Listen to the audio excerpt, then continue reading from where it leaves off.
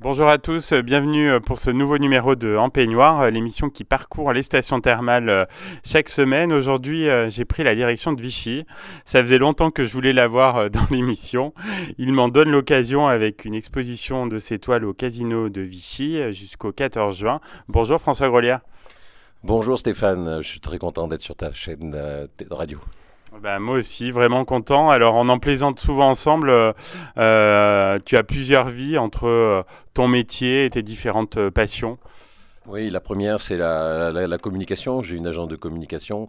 Après avoir passé 2 ans à Paris en agence, après 27 ans chez Publicis à Clermont-Ferrand, où j'ai travaillé sur plein de sujets passionnants comme la pré-commercialisation de Vulcania, comme les saucissons Paulette, comme les tondeuses à gazon Béal. Donc autant de diversification que de supports de communication intéressants à travailler, quoi. Et donc je me suis mis à mon compte depuis maintenant 7 ans avec mon agence So Good ID. Voilà.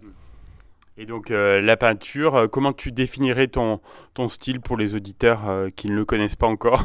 Alors, aussi, il y en a sûrement qui ne connaissent pas encore, mais disons que j'ai trois thèmes un thème de prédilection, c'est les femmes, ça c'est sûr et certain. Les hommes, quand je fais des hommes, c'est assez souvent des rugbyman, mais ça peut être des golfeurs, donc c'est dans le mouvement.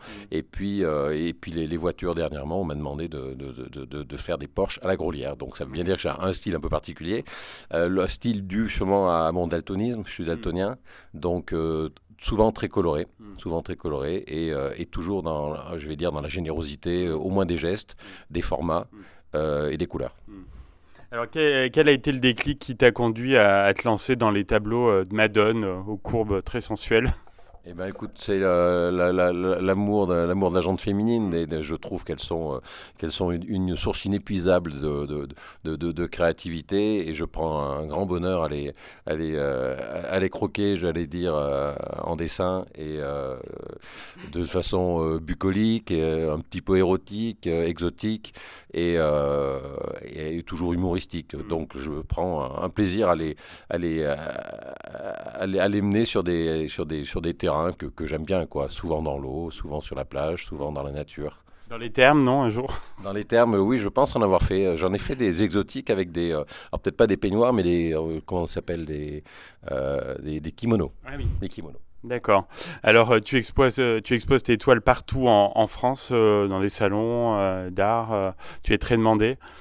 Je sais pas si je serais demandé, c'est en tout cas moi je vais partout où j'aime aller, c'est-à-dire que pour moi c'est un alibi d'aller exposer à Sarlat, d'aller exposer à Bordeaux, d'aller exposer à Nantes, à Paris ou à Lyon ou à Marseille. C'est pour moi aujourd'hui c'est en Casino de Vichy, c'est aussi l'occasion de profiter des Célestins et des spas. Donc pour moi alors des fois je suis demandé, des fois c'est moi Qui qui prend cette exprime direction. la demande. Tout Ouais. à fait.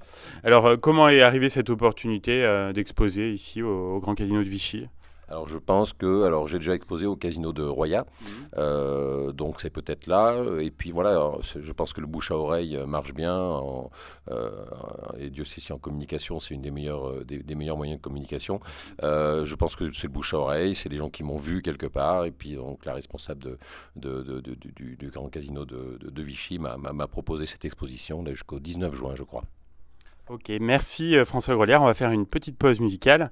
Donc on se retrouve donc juste après pour continuer Deuxième d'échanger partie de ensemble ce en peignoir avec François Grolière, donc le peintre bien connu qui nous parle donc de cette exposition de ses toiles au Casino de Vichy jusqu'au 19 juin.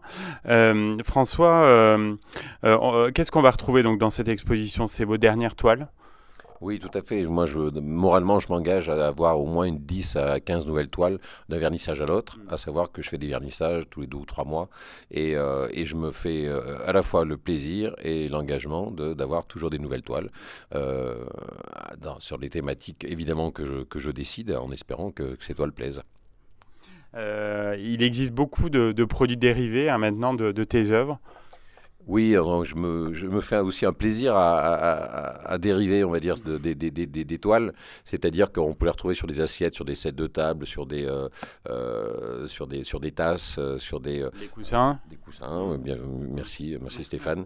Et voilà, c'est une façon aussi de diversifier un petit peu ma peinture et de pouvoir, on va dire, s'approprier un petit peu sur d'autres supports qui sont moins onéreux et aussi amusants. Moi, j'aime bien, j'aime m'amuser à aller voir sur notre support, quoi. Et on les retrouve tous donc sur ton site internet. Il est assez complet, hein, et on peut y trouver son bonheur. Oui, tout à fait. J'ai 2 sites internet, mais on va parler que du fgrolière.fr où on peut voir à la fois des vidéos, à la fois un site, on peut être dirigé sur le site de reproduction de mes toiles et à la fois plein de vidéos où on me voit peindre, où on me voit, voilà, il est assez complet. Tu as été dessus, c'est gentil comme tout, merci. Ouais. J'y vais souvent. J'aimerais bien qu'on parle d'un projet qui te tient à cœur, donc les mains ouvertes. Tu en parles beaucoup sur les réseaux sociaux. Est-ce que tu peux nous en dire plus? Oui, tout à fait. Alors ça, c'est toujours à cheval entre la communication et on va dire le côté artistique. Je travaille pour les Mains Ouvertes depuis maintenant 4-5 ans avec mon agence de communication. Et en fin de compte, ça a commencé par relooker un logo, leur trouver une baseline qui est artisan de vie nouvelle. C'est des gens qui depuis maintenant 40 ans, font pour les hommes et la planète du tri sélectif, de la réparation. Donc sans arrêt, tout de suite, il y a 70 compagnons qui sont là pour 1 ou 2 ans. Et en fin de compte, ils font beaucoup de bien aux hommes et à la planète. Donc c'est une association caritative qui vit d'elle-même, c'est-à-dire qu'il n'y a aucune subvention, ils vivent de leur travail et c'est le but du jeu. Et en fin de compte, c'est des gens qui récupèrent 600 tonnes d'objets, de produits et du tri. Et voilà, c'est vraiment des gros bosseurs. Et en fin de compte, je leur ai suggéré, pour leurs 40 ans, de créer une bande dessinée qui va raconter les anecdotes, ça veut dire que aussi bien la genèse, le présent et le futur de cette association, qui est une association qui mérite vraiment. Et on a pensé que la bande dessinée était une façon originale et abordable de communiquer. Et la preuve, c'est qu'on a un bel accueil. On a plusieurs façons le but du jeu. Elle est en cours de création. Une bande dessinée, ça coûte cher. Normalement, il faut 1 an et demi pour la créer, pour trouver l'argent. Et en fin de compte, là, on a lancé 3 pistes, c'est-à-dire qu'on a un Ulule. Donc là, je fais un appel aux dons à tout le monde. Minimum, donner 15 euros. Vous tapez Ulule sur Google, qui est une plateforme participative. Donc, tapez Ulule, vous tapez après les Mains Ouvertes et vous donnez 15 euros. Ça serait top et vous verrez la cagnotte monte. On doit être à 4-5 000 euros sur 8 000 euros. C'est vraiment un beau projet. Après, on a des parrains premium qui vont nous donner un coup de main. Des grosses sociétés comme Michelin, Oviance, Paprec, Échalier et d'autres, Groupama ou la Banque Nugé. Et après, on a plein de petites entreprises qui vont donner, alors on va dire 500 euros. Et ça, j'en ai pour l'instant une quinzaine qui ont bien voulu nous aider et qui vont pouvoir défiscaliser aussi. Donc c'est à la fois une bonne action et à la fois voilà, une belle aventure qui commence et on a vraiment besoin de tout le monde. Donc allez sur Ulule, les Mains Ouvertes, vous serez top. Le message est passé, François. Alors, Vichy, je crois que c'est une station thermale que tu affectionnes tout particulièrement. Tu parlais du spa tout à l'heure. Oui, tout à fait. Là, ça fait peut-être 5-6 fois où j'ai fait des expositions ici, à la fois au Célestin, au Château du Beau. Et j'aime bien retourner. Vichy, c'est un peu la petite sœur de Clermont-Ferrand. Je lui souhaite d'ailleurs d'être inscrit au patrimoine UNESCO. Ils vont tout faire pour. Et voilà, je ne sais pas ce que je pourrais faire moi à mon niveau. Mais voilà, venir au Célestin où j'ai exposé, faire un peu de spa. Donc la dernière fois que j'étais en peignoir, c'était il y a 1 heure, monsieur. J'ai répondu à ta question. Voilà, donc la question rituelle est faite. Ouais, tout à fait. Donc, mais voilà, ça me donne l'occasion aussi, Stéphane, de faire cette interview avec toi. Ça devait arriver de toute façon. Oui. Ça devait arriver. Donc... Tout à fait, puisque le thermalisme et l'art, c'est une association qui fonctionne bien. Oui, tout à fait. Moi, je suis vraiment dans le bien-être. Mes femmes sont généreuses, un peu difformes, mais toujours dans le bien-être. Et moi, c'est ma priorité. Je suis un épicurien et venir à Vichy, ça fait partie des belles destinations d'Auvergne, quoi. Un grand merci François Grelière d'avoir participé à ce En Peignoir.